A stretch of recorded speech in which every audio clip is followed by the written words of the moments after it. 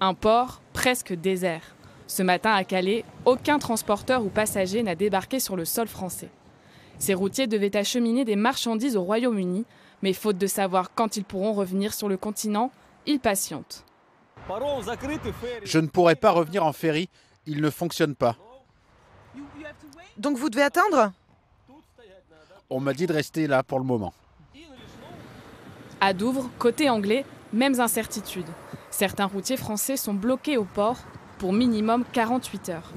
En attendant, il leur est conseillé de réaliser un test PCR, un précieux sésame qui pourrait leur permettre de revenir sur le sol français avant Noël.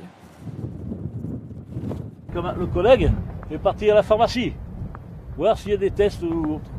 On attend.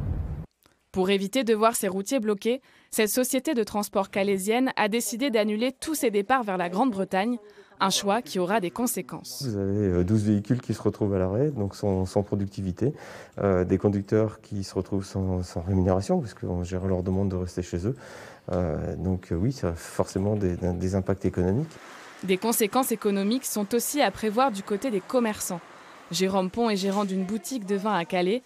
Les Anglais sont les grands absents de ces rayons cette année, alors qu'ils représentent habituellement 20% de son chiffre d'affaires. À court terme, les clients qui étaient prévus aujourd'hui et demain ont annulé leur traversée. J'ai bien peur que ça casse peut-être la dynamique juste avant vraiment le 31-12. On aurait pu avoir des clients britanniques qui allaient faire le last order, en quelque sorte, la dernière commande avant le Brexit.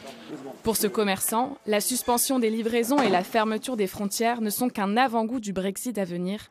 À 10 jours de l'échéance, les négociations commerciales post-Brexit entre Londres et Bruxelles n'ont toujours pas abouti.